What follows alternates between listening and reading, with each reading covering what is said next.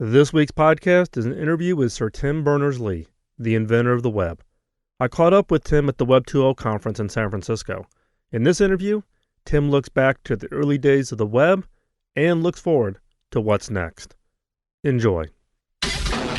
This is the Killer Innovations Podcast with Phil McKinney. Keep in mind that the information and opinions expressed in this podcast are Phil's, and Phil's alone, and they don't necessarily reflect those of his past, current, or future employers. Now, here's Phil McKinney. So Tim, we're here at the Web 2.0 conference. Lots of changes happening, but let's take a little step back to the work that you did that actually started this whole groundswell with the invention of the web and HTML. So think back to your CERN days. What was going through your head as far as what was really the trigger that resulted in the invention that you came up with? I think it's not really a particular, one particular trigger. It was a mounting frustration that the web didn't exist, and having to deal with all these different networks, different computers, different programs, different documentation formats when trying to just have a life as a as a software engineer within a huge organization. It just made me think more and more about how the world could be better. Right. So, you did the project, you came up with the original work. Any indication on how widespread that was going to be? I mean, you think back to that time and you look at where the web influences on everybody's lives today and the number of people it touches. Any indication? Did you have any kind of an inkling back then on the impact? I did call it the World Wide Web, but it was also very clear that it shouldn't be for just one narrow sort of discipline or one narrow application. But then, obviously, there was no indication that it would go on taking off. The load on the first web server just went up by a factor of 10 every year for 3 years, and an absolutely solid exponential. So that you could, when you put it on a log graph paper, you could put a ruler through it. So that was gave an indication that this is very serious. This is that was not an S curve, but all the time there are so many things which they look off. They have this exponential takeoff, and then they falter and they stall and they collapse. And that's the normal curve for most things. Correct. And most of the things I'd done, they had their day and then they'd falter and they collapsed. So there were so many ways, and there still are, quite a lot of them are still exist, the ways in which the web could have faltered.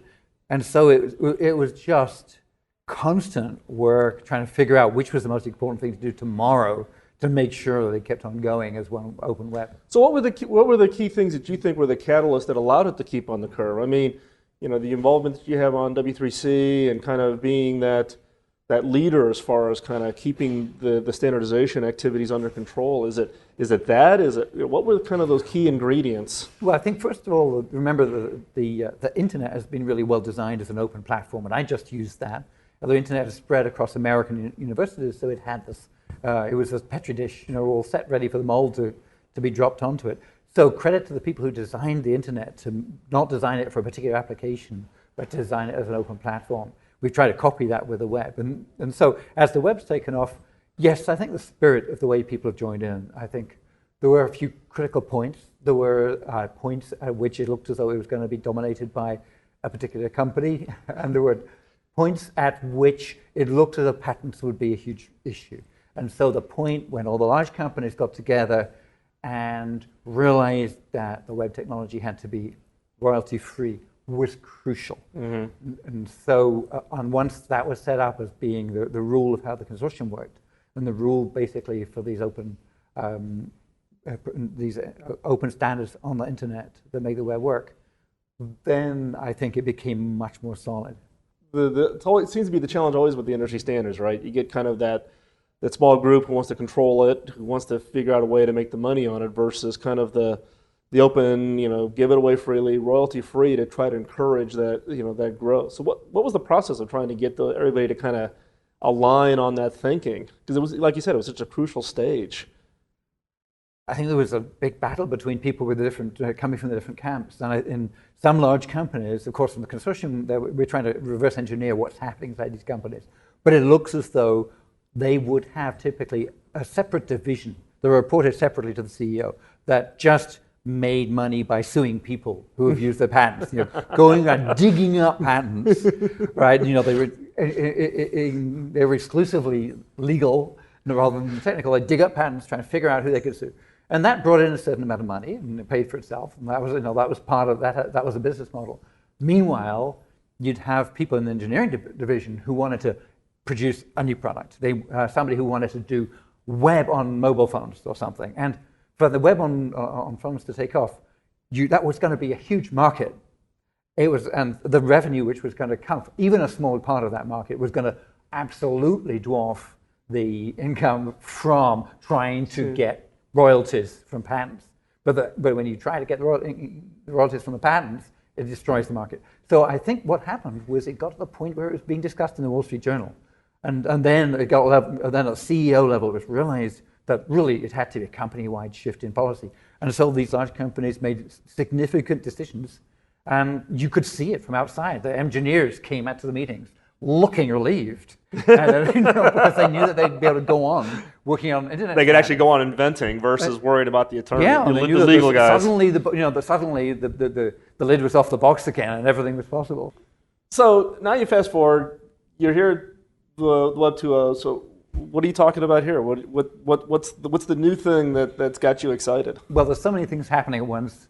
When you have something as broad as Web 2.0, there's so looking across. There's things as straightforward, if you like, apparently straightforward, such as HTML5 evolution, which of course is not straightforward because there is no specification on the planet, it seems, which has got so many people who want to say, which have got ideas and serious constraints on how it should evolve. So the evolution of HTML5, but maybe under the radar of HTML5 evolution is the fact that the web applications platform is maturing into a very serious distributed computing platform. And behind that are all the questions about how you do security and trust in this. The web applications, there's some web applications work buried in HTML5, but also there's web applications happening in the web apps working group and other working groups. Things like being able to find out where you are on the planet, being able to access the local attributes of the local devices, the local storage, local swipeable screens, local cameras, all sorts of things. Those will make it really going in a new direction. There's that. I mean, there's data on the web, which is exciting and a big push there. So one of the things that you've also been evangelizing for quite some time is this notion of the semantic web. So can you give me, some people may not be familiar with the context. That way people hear the term, but can you give kind of maybe a 2 or 3 minute, your view on semantic web and what the value from that activity will be on people's lives? Semantic web is a fancy term for putting data on the web, putting it on properly using standards. We call it linked data because when you put it on with the semantic web standards, you can take something which you've got sitting typically in an Excel or a CSV file. When it sits there in a CSV file, you can load it into a spreadsheet, and you can look at it and you can print it out, and you can graph it. But a computer can't really figure it out because very often your CSV file has got little notes around the edges and all kinds of decoration. It's not obvious what it means, and so when you export that as a semantic web file, then you change it in a little ways. You export the same data, but it means that now each row of the spreadsheet or whatever it represents, a car, a product, for example, it gets the URL. It gets the URL for the concept. So that's different. It's moving from where the web is we think of as a web of pages about things to where your actual product or you as a person gets the URL. When that happens, then you can ask the system data-like questions about it. You can do queries on it. So instead of searching for things and just dropping into somewhere, when you found something with the semantic web, then you can treat all the data in the world in principle as one great big database, which is very powerful. Right. So what's been the roadblock? Because the semantic web concept has been worked on for a number of years, and you see pockets of it, but is there a roadblock that's preventing it from taking off, or is No, it is taking off. Right. And the linked open data world is taking off in really interesting ways. We can talk about some of that. The reason why I think it didn't happen, first of all, we didn't put forward the data layer, which is the simple layer, as linked data. What we first did was to design quite complicated languages for designing ontology, well, quite powerful languages like OWL language, which is more powerful than a lot of people need.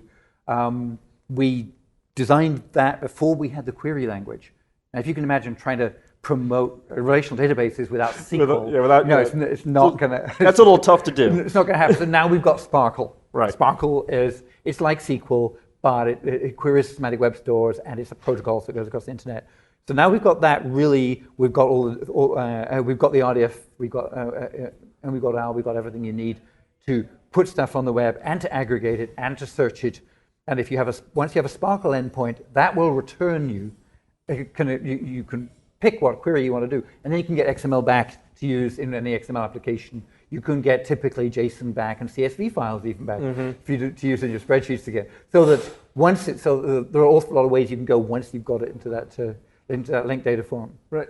So that's what you're working on. What if you had to look out a little bit to the future? Where do you think this is all going? I mean, what do you think the web looks like in 2 to 3 years? Just talk onto that a little bit about linked data.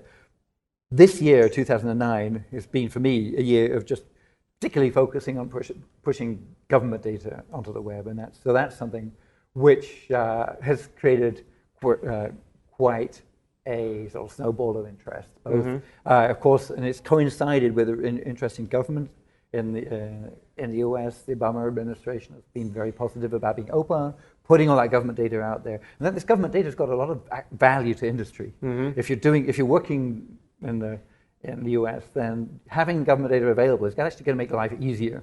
And I think that the UK government's realized that as well. And there's been a personal push from Gordon Brown to get data out there, to be more transparent. A lot of people in the UK, very in a bipartisan way, are calling for more transparency and putting data out there. So that's the big stimulus to the whole linked open data movement. So in that case, then, it's really about the innovators of the future really are now going to have this wealth of data that's going to be much more usable for them and whatever innovations that they're going to drive. That becomes really almost kind of a component piece to help drive some of these new innovations. Yes, I think that you'll just be working at a higher level. Right. Just as now, if you're working on an essay for school and you need to look up about the capital estate and what it's, you can look it up on Wikipedia and you can find out what the population is. But if you're writing an application in the future, and you've got the idea of a city, you'll take it for granted that you'll just be able to look up its population as though it's as a property of that object, if you like. Just as a simple query, you'll just assume that all that basic data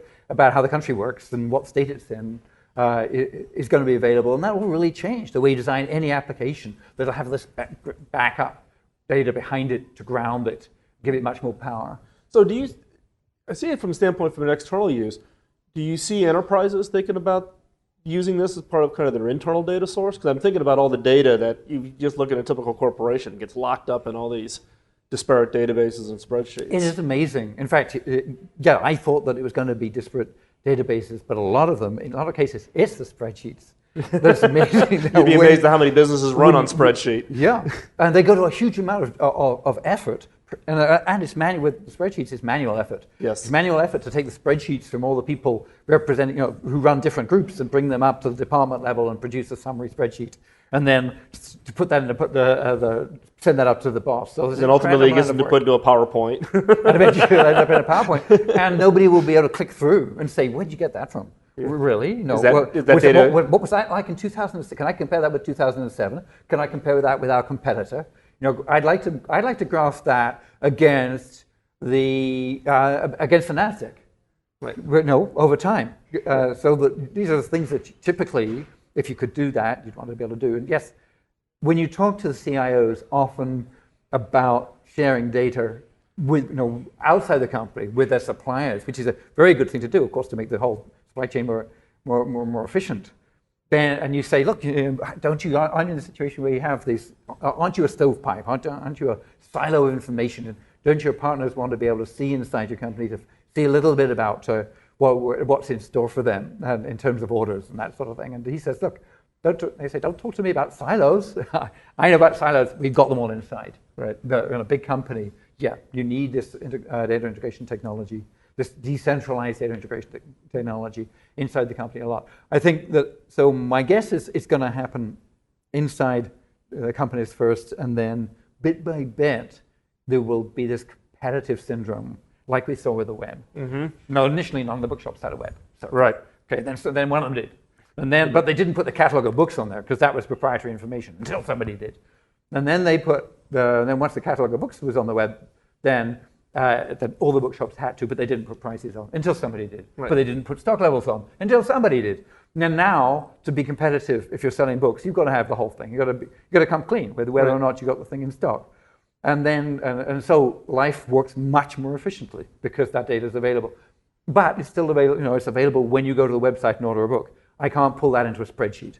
So I think that we'll get the same sort of syndrome of competitive incremental disclosure. To be competitive, you're going to have to give me that stuff using, as a feed.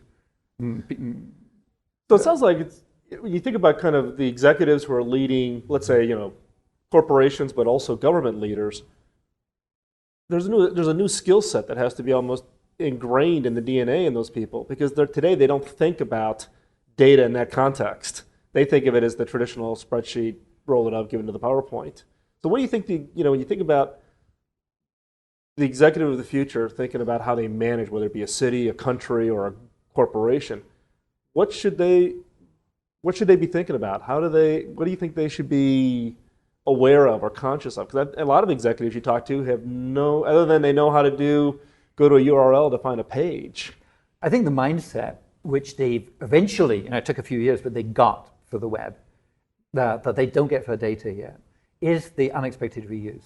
When you put something on the web that you put it on for a friend or you put it on there for a colleague, but all kinds of other people will, by the end of the year, all kinds of people would have used that information. They'll have been pointed to it, there'll be links to it from all kinds of places. People will use it for different reasons than the reasons you put it on. And people might end up, as a result, buying your products for reasons that you didn't expect. And that's all good. That's all good news. When you put data up, it's the same, and in a way, in a more powerful way, because when you put data up, people can join it with stuff which is in other databases. They can compare it with stuff from other companies, but also they can compare it with stuff from a different domain, and suddenly, so that the value of the data suddenly increases. And that's why putting stuff on the web is a good idea, because it just increases the value of each piece of information, making it people need to get that about data.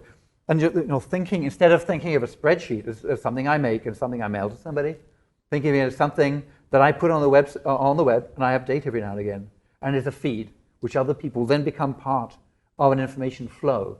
And I'm part of this information flow, and I'm providing value, and I'm making my company more efficient, more valuable by making that data reliable and up to date and usable for all kinds of things. It's one of the things that I get pulled into is how do we bring technology, for instance, to emerging markets? And my argument is it's not about technology in emerging markets. It's about getting those citizens in the emerging markets access. It's not about the device. It's about getting them bandwidth and getting them access to the information. So I know you've got kind of a interest and passion on how do you bring the web to kind of into the emerging markets where people haven't had access before. So what are some of the things you're thinking about and working on in that space? This is all a huge area. Of course, we're just launching the World Wide Web Foundation, and it's very exciting.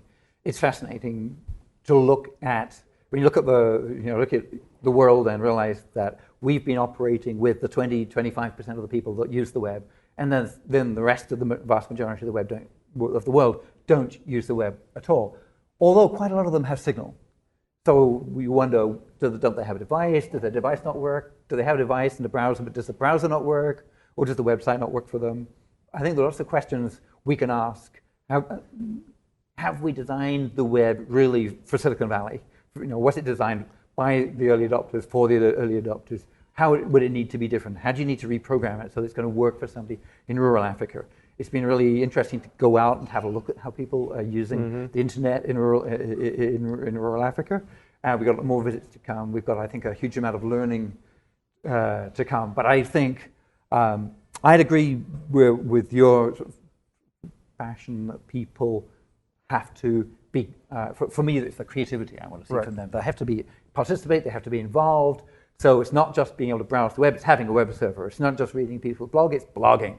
It's not just being able to look up a map, it's when you find that your village ain't on the map, going in there and fixing it so that it is. So a couple of us were out there with a BBC trip with a trying to see how people are using it and trying to persuade a couple of people. Look, when you go to Wikipedia and you find Ghana, Ghana is in Wikipedia, but then you go down and you find that really there's not very much information about the districts. That actually you can change that.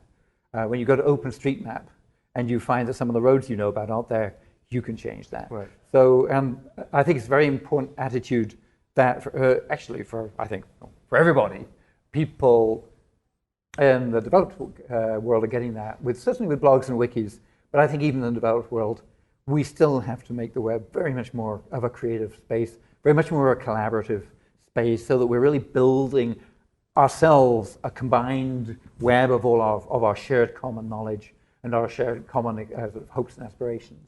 So talk about what is the foundation's real objective? What's the purpose of the foundation right now?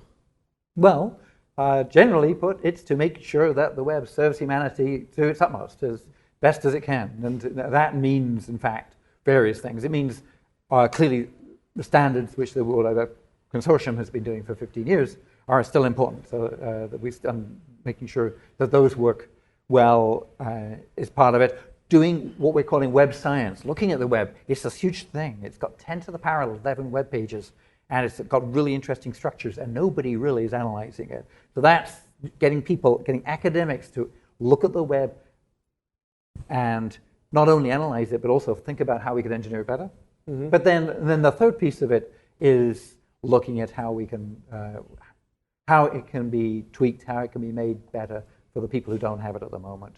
And that tends to and it's not just people in rural Africa. It's people in inner cities. It's not just people who don't have the right character set. It's people who are illiterate and can't read or write at all, but can handle audio and video. So now there may be places where making the web very much more of a video web is going to be really exciting as the bandwidth comes up. It's such a huge open question that there are just enormous challenges there, and it's a very exciting time. Yeah, it is. You think about what's happening now with the web, with kind of you're seeing this. If you read some of the reports on the amount of content and data going across, and its shift being heavily towards audio and video, as an example. What's your take on that, given just the shift from what used to be text-based pages to now the role of audio and video in that overall experience? Well, I think on one side, yeah, it's great if you can get something in video. Well, it's even better in HD. And later we'll say it's better in stereo, and then we'll say it's better in full 3D immersive. Yeah, and the bandwidth will go up and up and up, but then our compression technologies will get better and better. So there'll always be people pushing the edge for that immersive experience. On the other hand, it's amazing what people do with 140 characters.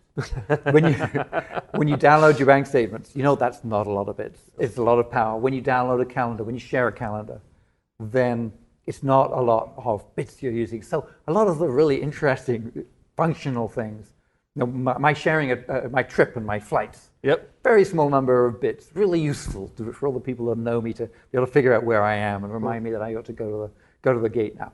So I think that we shouldn't worry about about the internet getting swamped.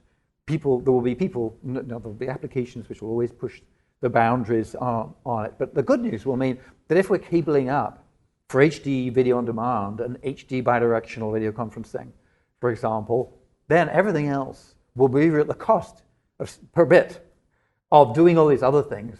Will get lost in the noise. To wrap up here, one question I wanted to have you think about and answer is we're here today. You're sitting in the probably the best chair of anybody in the industry to kind of see where the future holds. What do you think the web looks like in 2 to 3 years? I'd go 10 years, but I think that would be kind of pushing the envelope. But what do you think the next 2 to 3 years? In out? fact, it's amazing how sometimes it seems to change very fast and sometimes it doesn't. So we talked about web applications, so I think that's going to become really valuable. There may be markets for web applications, just like you have markets for phone apps now. You maybe have people building all kinds of little web applications that will work together if we can get the trust models right. the amount of computing which will be kicking around on people's desktops and things will be interesting, because they'll get more and more powerful processors for when they want to handle graphics and compression and so on. So as a result, you'll be able to do all kinds of things with data analysis in distributed fashion. So I think it's really exciting. So there's maybe even all the browsers will actually implement scalable vector graphics, which will be a wonderful little step. Now we're looking at a few years like that. I think the move to the web of data is happening. That will have some spin-offs of applications that nobody's imagined yet, because the way you can combine data in ways you can't combine text. What I'd like to see, and I hope will happen in the future, is that we get a resurgence of the interest in PubSub, in notifications, streaming, real-time updates of things. Where people have been looking at that every now and again, about using protocols like HTTP or Jabber to send off streams of information about what's changed, allowing me to, for example, to do a Sparkle query and then say to the Sparkle server, okay, you've given me a list of people with that criteria, tell me if it changes from now on. And then, so the world then becomes a set of interconnected streams of novelty. And for people, it's always been what's new. The what's new page has always been the most interesting thing on a website. And I think we'll find also for machines, after a while, they'll sort of learn all the basic data, and the machines also will be making money out of what's new. And so the protocols for sending what's new will be important. Interesting. Well, Tim, I thank you for your time, and appreciate you spending a few minutes with me. My pleasure. Thank you.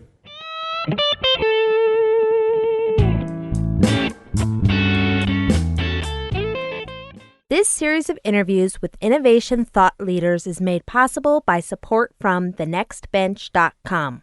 For more information on the series and to listen to the previous episodes, visit thenextbench.com. Thanks for listening to this week's podcast. Please send your feedback. Particularly, I'm interested in hearing your thoughts on doing these kinds of interviews. The objective is to give you a broader exposure to others that are out there creating killer innovations. If you found this podcast interesting and you want to connect with other innovators, join the network. There's killer innovation groups now in existence over on LinkedIn and Facebook and a variety of the social sites. Also, feel free to follow me over on Twitter. Just do a follow, Phil McKinney. Also, pay it forward. For those of you that are regular listeners of the podcast, you know that my sole objective in the podcast is to pay it forward as a return to my early mentors. And when I asked them how to pay it back, they told me later in my career to pay it forward to others. All I ask is that you pay it forward. Thanks for the time out of your busy schedule. Look forward to talking to you real soon. Bye-bye.